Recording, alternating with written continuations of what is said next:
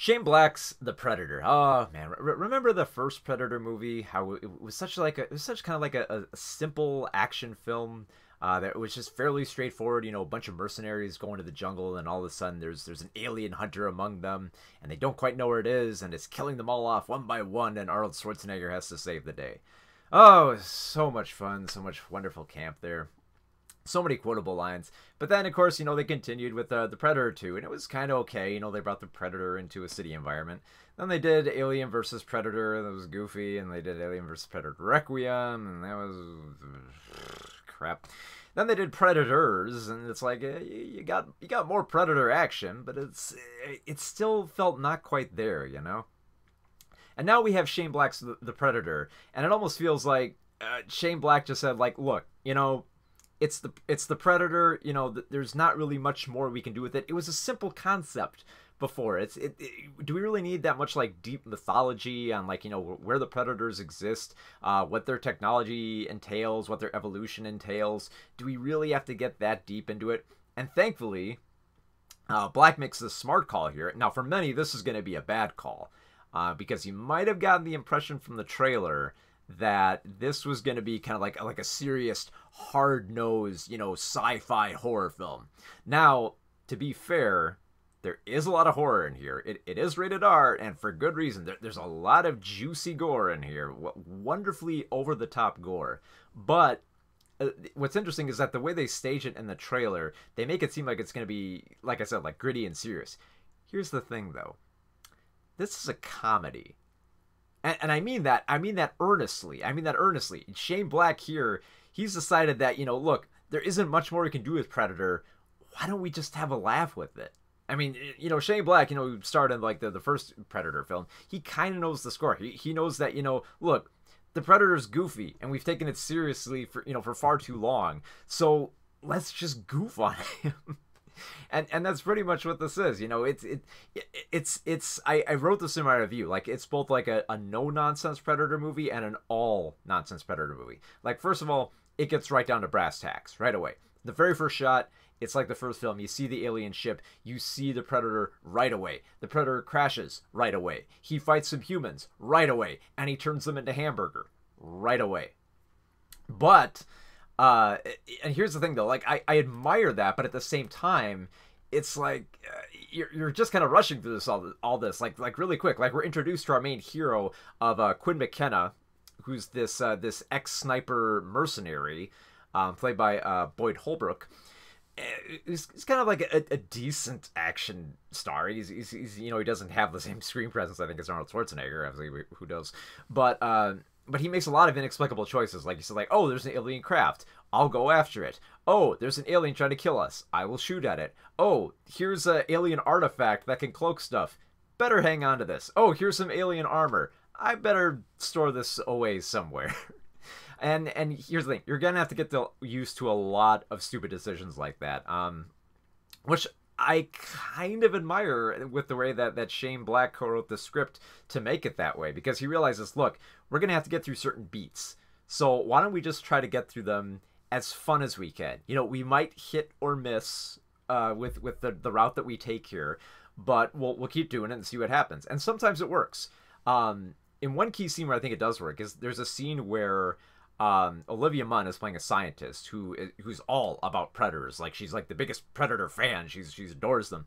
So when she finds out that the government has kidnapped a Predator that crash landed on Earth, and they're examining him in a lab, I'm like, okay, here we go. This is the obligatory science exposition scene where she comes into the nice lab, and everyone has the lab coats, and they discuss what the Predators are doing with evolution. But like a lot of scenes in here, they weave jokes into it. They're like, well, why do we call it the Predator? A predator hunts to survive. This is just hunting for the fun of it. It's kind of more like a big game hunter. Why don't we call him something like that? And then, of course, the reason, no, because Predator sounds cooler. And it's great because everyone's kind of in on the joke here. Sterling K. Brown, who plays kind of like the lead government, or kind of like the lead government person of like this science organization, who's basically the kind of more like the evil industrialist who just wants this tech. He wants it so bad for some reason.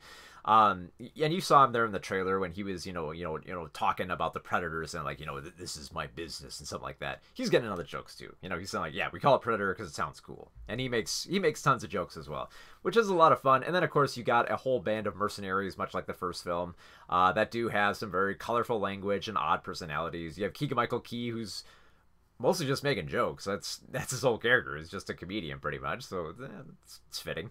You got Thomas Jane playing someone with Tourette's syndrome, and oh yeah, you better believe they make fun of him for it.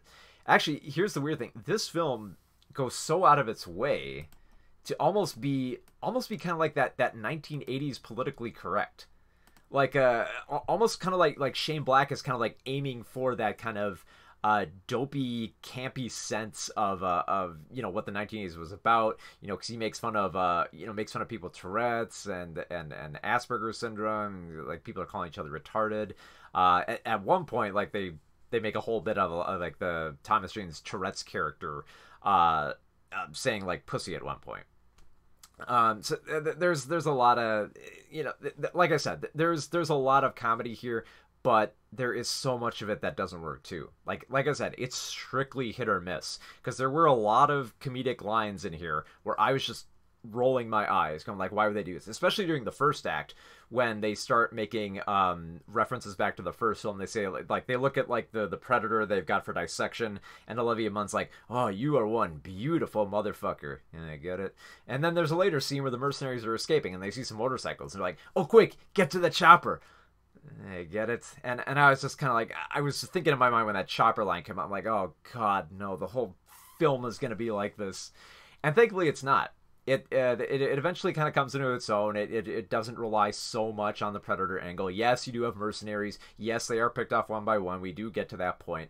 But it does spin enough odd little storylines going on here that it becomes a little bit more of a ride. And more of a pleasing ride, I think, than anything, for being as fun as it is.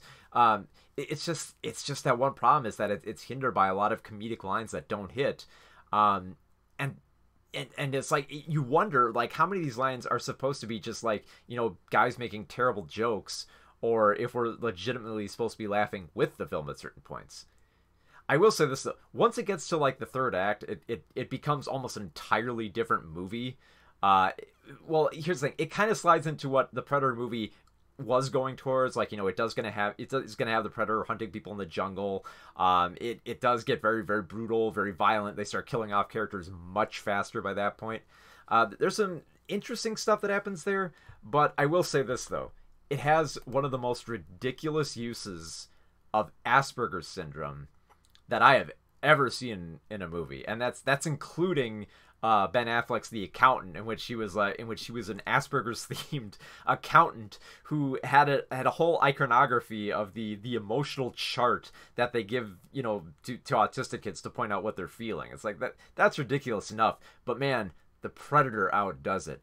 Like, here's the thing: like, there's a twist with what the Predators are doing on Earth, and it involves Asperger's syndrome. I won't reveal exactly what it is, but it is so goddamn bonkers that I swear I'm going to try to explain this spoiler to people. I'm not going to explain it here, but I'm going to explain the spoiler to other people, and they're going to be like, "Nah, you're shitting me. There's no way they did that." And this film's like, "Oh, they did. They did. They went that goddamn goofy in this movie." But as I said, like, there is some ridiculous comedy here that doesn't quite work. I'm sure just for the fact that it is a comedy, a lot of people are going to be immediately turned off by this. It is a mess at times. It throws way too much at the screen. At the screen here, you have a small predator, you have a big predator, you have an evolution plot going on Earth, you have a corrupt government science division, you have crashed spaceships, you have predator hound dogs, you have a whole mercenary arc here. And also you have McKenna's kid is in the mix as well, walking around with a predator mask and trying to figure out predator tech. And of course he can figure out all the tech because he has Asperger's syndrome, because of course everyone who has Asperger's syndrome is intelligent, right? Because that's what movies take us. That's what the movies tell us. But as kind of like a ridiculous mess of a camp film, I gotta admit there were a few times where I was kind of like, you know what, this is not too bad. I kept thinking, Well, what more could you do with a Predator film to make it not fall flat on its face? And there are a few times where this does kind of trip over itself, but most of the time I was kind of entertained. I was like, okay, you know, there's definitely kind of a romp here. I do dig the fact that it is pitched more as a comedy than anything. We've already got those, you know, those serious Predator movies, those gritty ones where, you know, we're trapped on a planet or we're mercenaries stuck in the jungle. So maybe it's time for a comedy, you know, much like how I said last week with how The Nun got so bored with becoming a horror film it turned into an adventure film. This is a film that almost seems to be so bored of the sci-fi horror angle it straight up becomes a comedy, and especially with. And I really have to stress this because the trailer makes it seem like it's a dark and serious, alien come to Earth to kill us movie. It's not. It's a goofy ass, campy Shane Black movie, and sometimes it made me smile in this big mess of a production. So for the Predator, I did kind of roll my eyes, kind of groan on it, so I'm kind of in the middle here. I think the best part are the action sequences. If you are going to expect some big, bloody, brutal Predator gore, you're gonna get tons of that here, and you're gonna absolutely love it. You just gotta get through a little bit of comedy here that doesn't quite work, and a lot of comedy. I'd say probably half and half. Some of the comedy works, some of it doesn't. So for the Predator, 3 out of 5.